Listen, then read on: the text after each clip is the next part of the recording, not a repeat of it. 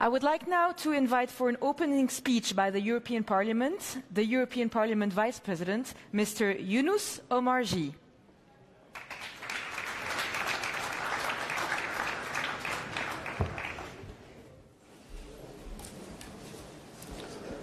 Monsieur le vice-président exécutif, cher Raphaël et Fito, mes chers amis commissaires européens, cher Christophe Hansen, cher Kostas Kadis, évidemment, cher Apostolos Tzitzikostas, nous avons mené beaucoup de combats ensemble pour les régions.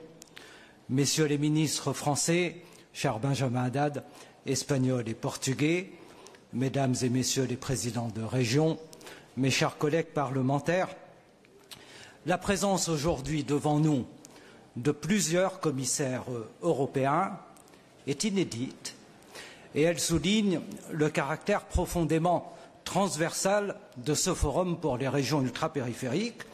C'est une très bonne chose car cela reflète précisément l'esprit de l'article 349 du traité sur lequel est fondée en réalité toute notre action. C'est un article qui est transversal, qui est valable pour l'ensemble des politiques sectorielles de l'Union et qui doit bien sûr irriguer l'ensemble de notre action et l'action de l'ensemble de la Commission européenne comme l'action des commissions parlementaires au Parlement européen. Et je tiens vraiment à remercier, à saluer l'engagement du vice-président exécutif pour donner à ce forum ce caractère transversal. Vous le savez, monsieur le vice-président, plusieurs fois nous vous avons dit que ce forum pour nous est un espace de dialogue qui est absolument essentiel entre la Commission européenne avec les institutions européennes et en particulier le Parlement européen et les régions ultra-périphériques ainsi que les États membres.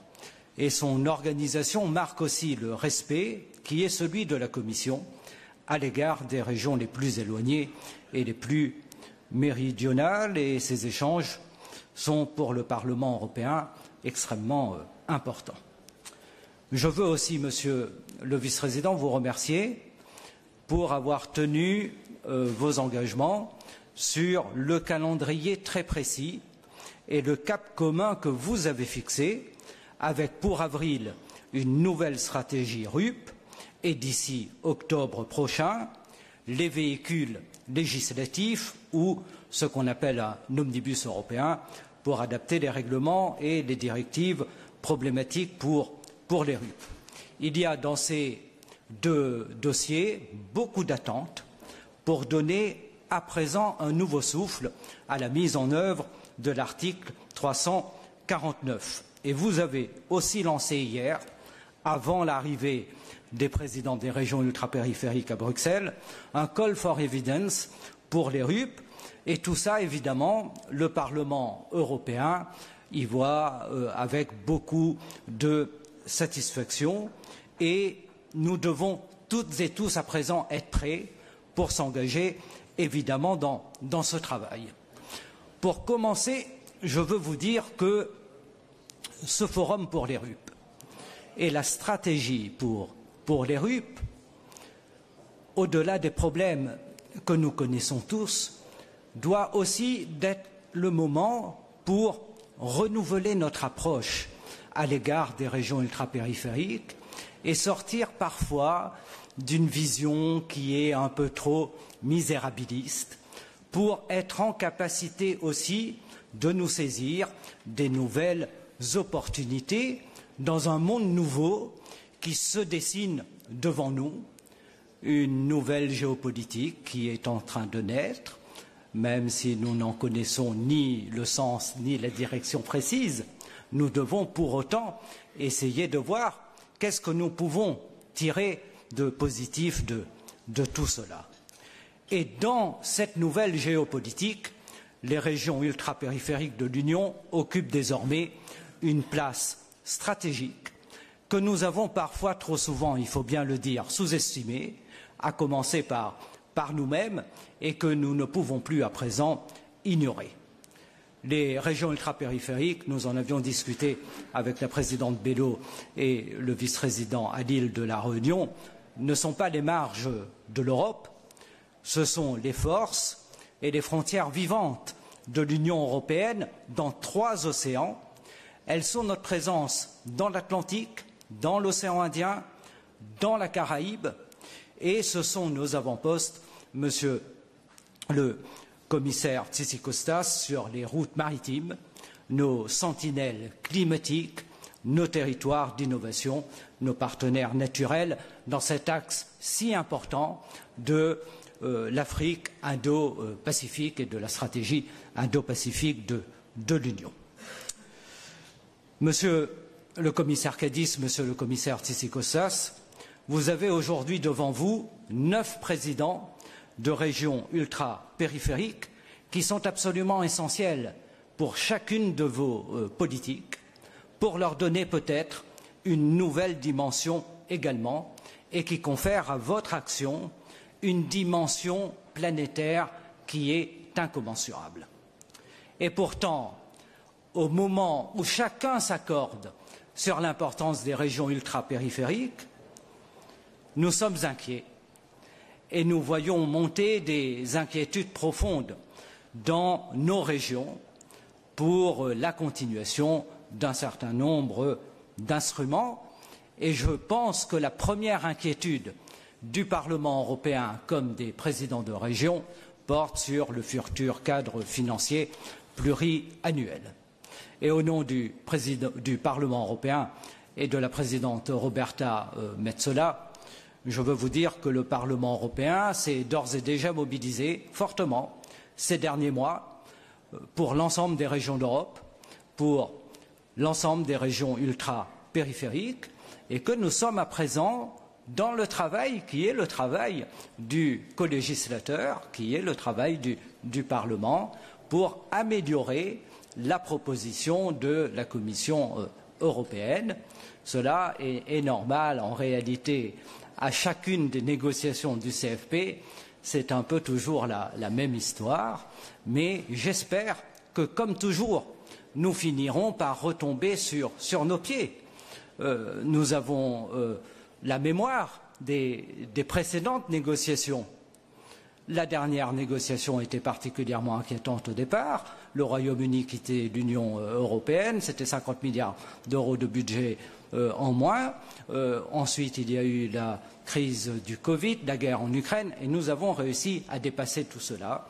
Et j'espère que les réunions qui ont eu lieu avec la présidente von der Leyen et la présidente du Parlement européen, et je le sais, ont été particulièrement utiles, puisque la présidente von der Leyen a d'ores et déjà décidé de modifier certaines dimensions de la proposition pour mieux inclure à présent les niveaux régionaux dans la gestion des fonds et la définition des programmes. Ce que la présidente von der Leyen a proposé est un pas en avant, mais le Parlement et les députés des RUP, en lien avec les présidents des RUP, travailleront évidemment à présent à des amendements pour davantage protéger les RUP et refléter leurs spécificités et leur traitement spécifique conféré par l'article 349. Je veux dire aussi que la politique de cohésion est sans doute la politique la plus importante aujourd'hui pour les régions ultra-périphériques, et que cette politique doit évidemment continuer à être une politique régionale, sans doute dans une gouvernance qui va être transformée, mais cette dénaturation de la politique de cohésion ne doit pas avoir lieu, car l'objectif de la politique de cohésion, c'est la réduction des disparités régionales, et cet objectif doit être maintenu, et c'est la raison pour laquelle nous voulons que les enveloppes allouées à chacune des RUP puissent être maintenues à minima au même montant que pour la programmation 2021-2027. Et d'ores et déjà, dans la proposition de la Commission, il y a un filet de sécurité pour garantir, comme vous l'avez dit, que les régions les moins développées soient évidemment les moins impactées par les baisses. Nous en avons déjà discuté ensemble, Monsieur le vice-président exécutif, et j'espère aussi pouvoir travailler avec chacun des commissaires pour leur soutien. Autre question qui inquiète les présidents des RUP et le Parlement européen est évidemment la question du POSEI. Le POSEI qui est l'instrument emblématique, vital, des régions ultra-périphériques fondées sur l'article 349. Et si ce programme devait évoluer, alors nous demandons à ce que cette évolution intervienne, Monsieur le commissaire Hansen, intervienne à travers le règlement actuel. En tout cas, le Parlement européen, là encore, est prêt à amender la proposition de la Commission européenne. L'article 349 n'est pas une concession qui nous est faite. Elle a été décidée au moment de la rédaction du traité. C'est un article au plus haut niveau des normes et nous devons évidemment garantir sa pleine application. Mais la question du CFP, ce n'est pas tout et ce n'est pas un tout. C'est une partie des politiques européennes. Et il existe de très nombreux autres règlements européens ou des directives et nous avons toujours fait le constat que trop souvent ces directives et ces règlements sont parfois inadaptés. Et c'est la question de l'inadaptation des normes qui est une question absolument essentielle, inadaptation à nos réalités insulaires et maritimes. Monsieur le commissaire, je vous remercie d'avoir fait de cette question une priorité et nous sommes à vos côtés pour donner un nouveau souffle à la mise en œuvre de l'article 349 pour ouvrir à présent, en tout cas tenter de régler les problèmes législatifs qui se posent dans un certain nombre de règlements. Et nous pensons évidemment à un véhicule législatif qui pourrait permettre de corriger les normes dans l'ensemble des politiques sectorielles, ce qu'on appelle un omnibus européen. Et je remercie le gouvernement français qui a demandé des modifications réglementaires très précises. Et j'espère que les gouvernements portugais et espagnols prendront le même chemin rapidement. Je crois que ce serait une avancée sans précédent dans la relation entre la Commission européenne et les régions ultrapériphériques si nous arrivons au cours de cette législature à adopter cet omnibus européen pour les régions ultrapériphériques. En tout cas, le Parlement est prêt, là encore, à faire son travail. Pour finir, mes chers collègues, je veux également insister, Monsieur le Commissaire, sur la question de la pêche. Nous en avons déjà discuté très longuement. Nous avons trop attendu et il est temps maintenant de la mise en œuvre. Il n'est pas temps des décisions. Les décisions ont été prises. Il est temps à présent de la mise en œuvre des décisions et j'espère là encore que le véhicule législatif ou d'autres annonces permettront très rapidement de régler définitivement le problème du renouvellement des flottes de pêche dans nos régions. Pour conclure définitivement, vous dire, mes chers collègues, que en réalité, les îles ne sont pas petites. Les îles sont des pays qui sont beaucoup plus immenses que les pays européens qui sont enclavés. Nous ouvrons sur des espaces infinis. Nous ouvrons sur les océans qui sont ce nouvel horizon de développement en réalité pour l'ensemble des pays, avec évidemment l'économie bleue, la recherche marine, les biotechnologies, les énergies renouvelables de la mer, la connaissance des fonds marins, la surveillance maritime, les routes commerciales, etc., etc. Et c'est pourquoi les régions ultrapériphériques devront à la fois être au cœur du pacte des océans, mais aussi être au cœur des propositions qui viendront de la Commission européenne pour le plan d'adaptation au réchauffement climatique. Parce que là encore, nous savons que les régions insulaires sont confrontées à une vulnérabilité plus grande.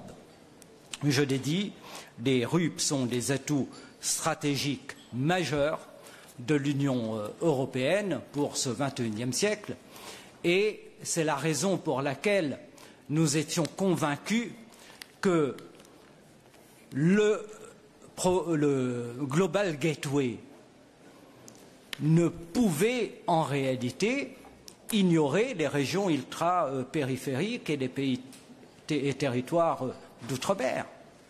Parce que les investissements stratégiques, aussi bien dans la Caraïbe, dans le Pacifique ou dans l'océan Indien, avec les pays tiers, doivent inclure évidemment nos régions.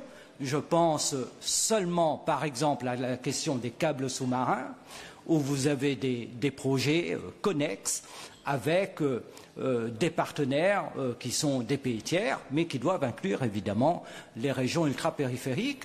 Et je me félicite que la présidente de la Commission européenne, la présidente von der Leyen, ait décidé d'ouvrir l'éligibilité du Global Gateway à présent aux régions ultrapériphériques et aux pays et territoires d'outre-mer. C'est là une nouvelle opportunité considérable. Voilà, pour terminer, vous dire que le Parlement européen est au travail. Le Parlement européen est dans un travail exigeant et constructif avec la Commission européenne. Le Parlement européen est à l'écoute des régions. Le travail ne fait que commencer, mais je suis très optimiste et je suis convaincu que ce forum lance évidemment de nouvelles opportunités pour l'ensemble de nos régions ultrapériphériques. Merci beaucoup.